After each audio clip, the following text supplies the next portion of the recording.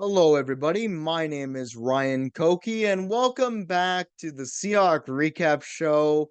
And welcome to another Seahawks off-season video. It's day 3 of Seahawks free agency.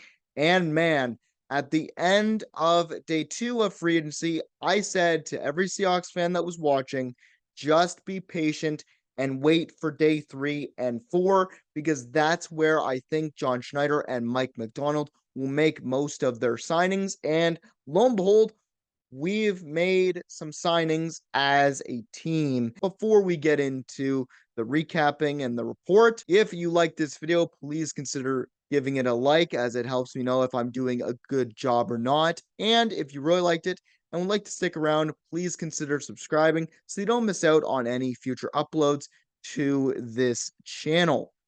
But without me rambling on too much more, let's get in to day 3 of Seahawks free agency. So, the Seahawks day 3 report departures from the team. We have 2 here, and this one really hurts. It's middle linebacker Bobby Wagner going to the Commanders for $8.5 million for a year. 6 million of that is guaranteed. And the reason why I say it hurts is because if you've been around in this channel for a little bit, you'll know that Bob Wagner was one of my favorite players in the game. He is such a great personality. He is such a leader, and he's been on the Seahawks and played for the Seahawks and has a heart of gold.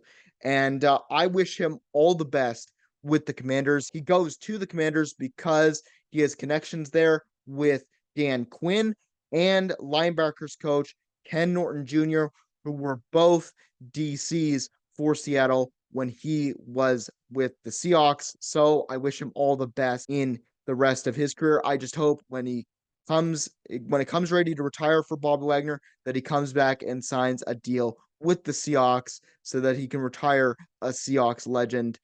But with Bob Wagner as well, he was great in the run game for us this season. I really liked him on the team. But one thing that really stood out to me was that this contract needed to happen. We needed to let Bobby go as Seahawks fans because his pass coverage has really taken a dive. And, what do you expect? He's 33 years old. Let's get into the other guy that is departing from the team. It is offensive lineman Jake Curhan. He is a free agent, and he didn't do too bad for us. When Abraham Lucas went down, all season long, Jake Curhan did step up. He was just okay. I don't think he was great by any stretch of the imagination, but he was doing his job, and he is a backup after all. So I wish him all the best in the rest of his career, and I hope he gets picked up by somebody that can use him. Let's talk about the retained and signed players for the Seahawks in day 3. Let's start off with center slash guard Nick Harris from the Browns. $2.5 million for 1 year.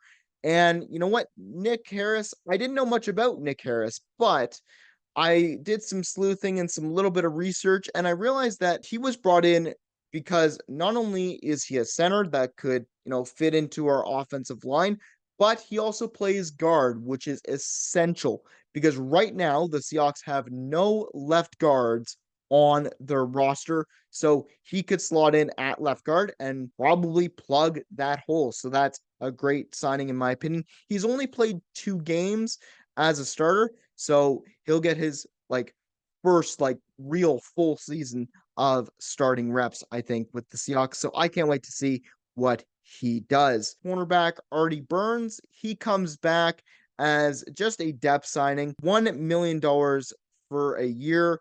He makes 835K, so he'll only have that as a cap hit. 835K as a cap hit is not bad at all. You always need depth at corner, so glad to have him back at a lower number. And speaking of depth, we get Michael Jackson back.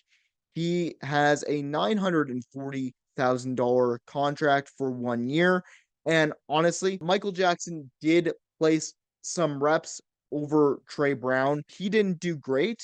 He didn't do great this season. He didn't blow everybody out of the water, but I think he's a serviceable guy just in a depth role, and that's exactly why he is back with the Seahawks. Next, we get to middle linebacker, John Regain. He makes $2.985 million for 1 year, and he's now our middle linebacker one after losing Bob Wagner to the Commanders. That is scary to me. Not saying John Regain is not good at special teams, but as a linebacker, I just don't know. I hope the Seahawks do get someone like Devin White or Jerome Baker for that matter, and maybe pick up somebody in the draft to play that middle spot. Because if we just have John Regan on the roster and nobody else, that could be a problem. We pick up another linebacker in Daryl Taylor, $3.136 million for a year. And honestly, he's a pass rusher at this point. He's just there for depth, and he's getting $20,000 guaranteed on his contract. So it's relatively cheap. I know people weren't happy with him this season, considering his run defense was god awful, but maybe under Mike McDonald, he can get those issues kind of fixed. And we'll see what happens with Daryl Taylor this season. And let's get to the biggest signing of the day. We get another safety, finally. Rashawn Jenkins from the Jaguars, $12 million for 2 years. In year one, he gets $6.6 million. In year two, he gets $5.4 million. A decent chunk of change, but honestly, you needed another safety. You needed another safety. Now we have Julian Love, Rashawn Jenkins, Kobe Bryant, and Jarek Reed as our four safeties. I would probably like to pick up another safety in the draft potentially just to see what the options are. But according to Jaguars fans, he is a reliable safety. He hits well, he covers decently, and pretty good at 31. So, or at 30 years old, rather. So, I can't wait to see what he does in a Seahawks uniform. And let's get to the final man on the list. It is offensive tackle George Fant. He comes over from the Texans, not the Jets. $14 million for 2 years. Honestly, I like this. It's a blast from the past. 2016 Seahawk, and he's there for depth. Being paid 14 million doesn't suggest that he is a depth option, but considering that he'll be behind Abraham Lucas, who may or may not be ready to go for the start of the season, I think George Fant can fit in there and play for a couple games. Well, Abraham Lucas's status is still up in the air. And for the cap space left, now I said in my video yesterday we had $10.675 million in cap space left. Well, I went to go check those numbers again just to make sure, and I'm getting conflicting results. So I don't actually know how much cap space we have left. It's somewhere I've heard between $36 million or $38 million. So until then, until I know exactly what the cap number is, I'm not going to be putting that at the end of the videos down in there until we actually know how much cap space the Seahawks have left. But anyways, I hope you enjoy the video. What do you guys think of these signings in day three? Do you like these signings? Who do you want the Seahawks to sign in day four? Because I'm looking still at linebacker and going, dude, you need to grab a linebacker in Devin White or Jerome Baker, because, going in again with John Regain as linebacker one just doesn't seem right. We did end up getting a lot of things that we needed in day three. Let's look forward to day four, and I hope you enjoy the rest of your week. Go Hawks, go, and I will see you in the next video. Take care.